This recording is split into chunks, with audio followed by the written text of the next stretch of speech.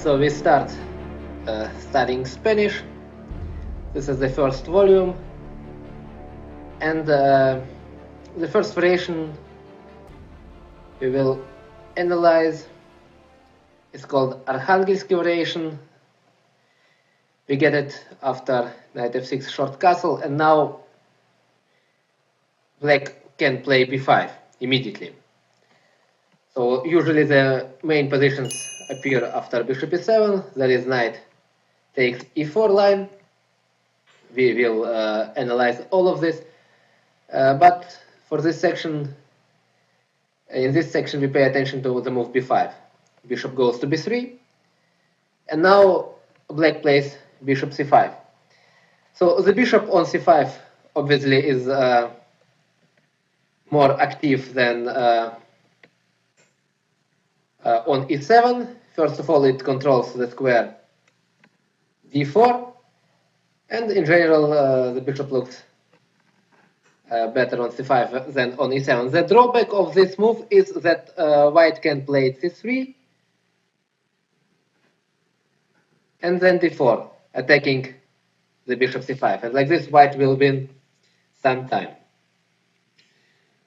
So let's see what happens here. So first of all, white plays a4. This move makes sense because this way white activates his rook from a1, and at the same time he gives black a choice what to do, to play rook b8 or bishop b7. Usually in such positions, when the pawn is still on d2 and another one is on c2, black should play rook b8. This is like a rule of thumb. The problem is that after bishop b7, white can play d3. And now the bishop, and now the bishop on b7 is really not doing anything because it is eliminated by the pawns e4 and d3. So the bishop doesn't stay on b7 too well. For this reason, black plays rook b8, gives up the a file, but later he wants to play with d6 and bishop e6 or bishop g4. So rook b8, white plays c3. Usually white is not in a hurry to open the a file. If you can keep the pressure, you almost always should do it. Now black plays d6. Well, taking on e4 is too dangerous because of d4. This should be more or less obvious. So d6. The main alternative to the move d6 is short castle. After short castle, black actually sacrifices a pawn, but he gets some kind of counterplay. White plays d4, bishop b6, a takes b5, a takes b5, d takes e5, and black has to play knight g4. After knight takes e4, the problem for black is that his pieces don't stay well. Bishop goes to d5, knight c5, b4, knight e6, knight a3, knight e7, bishop e4. The problem of black is his bishop c8 and pawn d7. So usually black would like to have his pawn on d5, but not on d7. So here he lacks some space. So he might try to play bishop b7, but then after exchange on b7, knight takes b5, bishop takes f2, rook takes f2, rook takes b5, and now white can play rook d8, attacking the pawn d7, very dangerous pressure on the d file. In this position, black is worse. The white has an advantage. First of all, he has a space advantage. Secondly, it is not obvious how to protect the pawn on d7. So this is in case black plays 11th, knight takes e4. So I must warn you in general that the variations in Spanish, they are usually very long. So at the most there are like 20 moves, because usually theory starts at move number 9 or number 10. So like in this case, for example, until move number 8, this is all just made more or less automatically. Knight g4.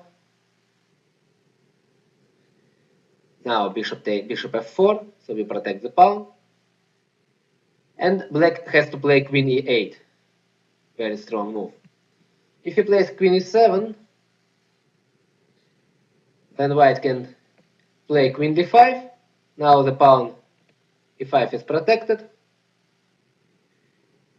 And after bishop b7, white is able to take on b5. Bishop a8, queen c4. Protect the bishop b3. Otherwise, black could take on f2, and bishop b3 would hang because of the rook on b8. Queen c4, knight g takes e5, knight takes e5, knight takes e5, bishop takes e5, queen takes e5, and knight d2, protecting everything on b3 and on e4. And after all, I think that, well, yeah, white can keep the extra pawn and his position is slightly better.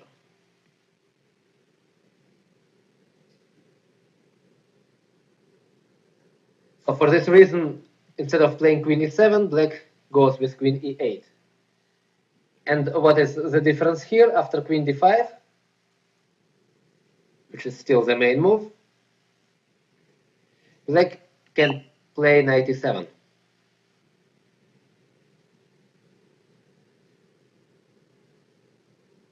Queen goes back to d2, knight g6. Attacking bishop f4 and pawn e5. So queen d5 now doesn't bring, well, yeah, queen d5 doesn't work because bishop hangs. So white has to play knight a3, attacking the weakness of black, which is the pawn b5. Knight 4 takes on e5. Knight takes e5. Knight takes e5, knight takes b5.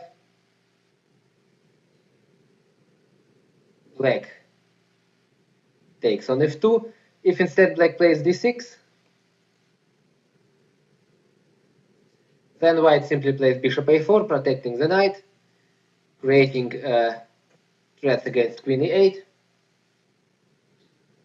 bishop d7, and knight d6. Very strong move. C takes d6, bishop takes d7. Black cannot take with the queen because of bishop takes e5. And if he takes with the knight, then bishop takes on d6.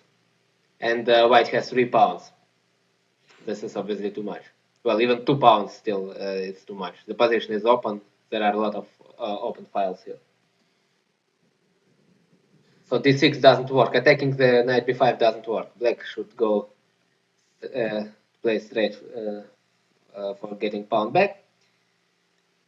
Rook takes f2.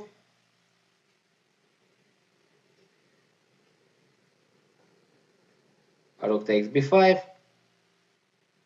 Bishop a4. Rook b7.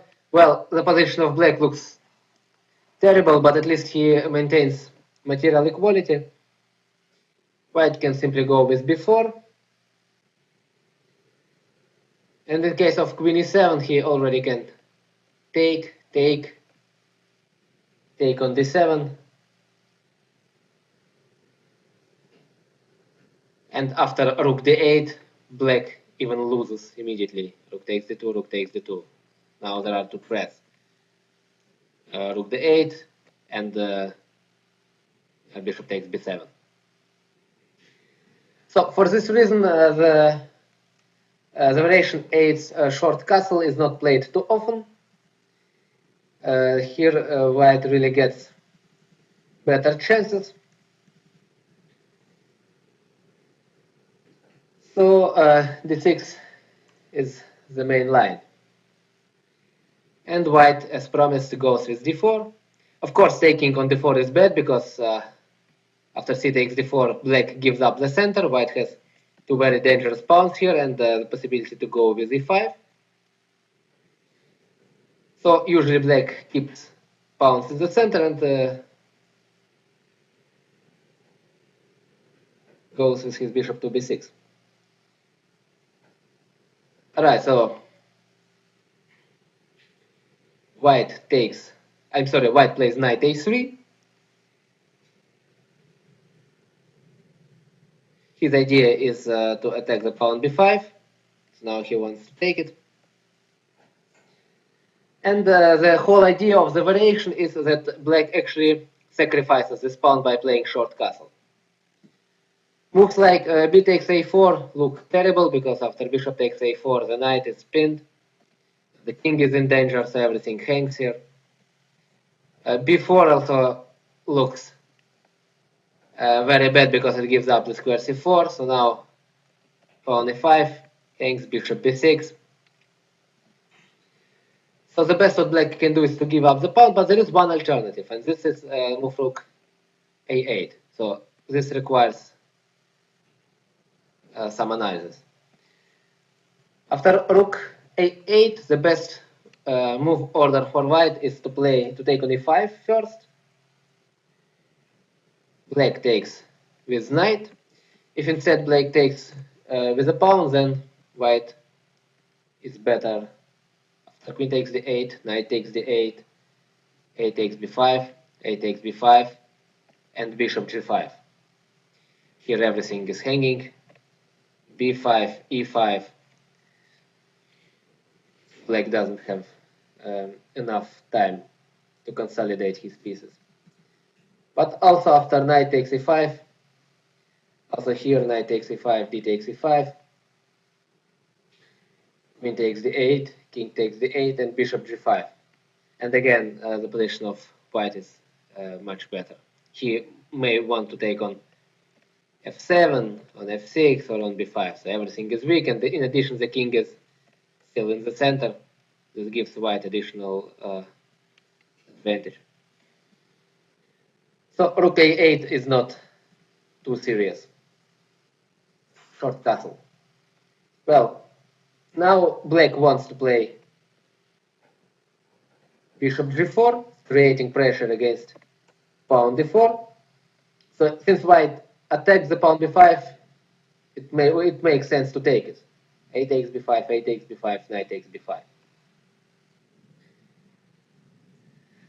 Yeah, so well, here is actually where the theory starts of the variation, and black has two moves that differ in important ways from one another. The first move is to take on d4 immediately with a pawn and play bishop g4 afterwards, and the second, the main move, is to play bishop g4 right away.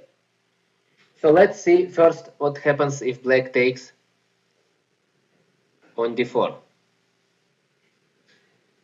White takes on d4 and bishop g4 now. So what is to say about this position? Well, first of all, black has sacrificed a pawn, but he has counterplay against pawn d4 because his pieces are attacking it, the bishop from b6 and the knight from c6. In addition, he creates pressure on the diagonal d1, g4, and finally he also attacks the pawn e4 because sometimes he may want to take on e4. So let's go one move back just to understand the idea. Knight takes e4 doesn't work because of bishop d5, and black loses one of his knights. That's why he plays bishop g4. So white somehow has to protect his pawns and to develop his pieces at the same time. Well, another strategic aspect of this position is the open b file. So here black sometimes creates some tactical tricks. And last but not least, sometimes the bishop on b6, if there is no play against d4 anymore, for example after bishop e3 or something, the bishop on b6 stays without business and has actually nothing to do. So sometimes the knight on b5 is very strong and the bishop on b6 is not doing anything. It can happen. So, but this rather in variations with bishop g4 immediately, not after taking on d4. Alright, so now we are ready to speak about the variations. White plays rook e1. Analysis has shown that this tends to be the strongest continuation. The main move now is bishop takes f3. To the similar position we get after knight takes d4. Knight takes d4, bishop takes d4. And here is what I meant. This is a tactical trick. Here the bishop b3 hangs because the rook attacks it. So instead of taking on d4, first of all, white takes on f7. That's an important move in between. Rook takes f7 and queen takes d4 now. And we will return to this position a little bit later.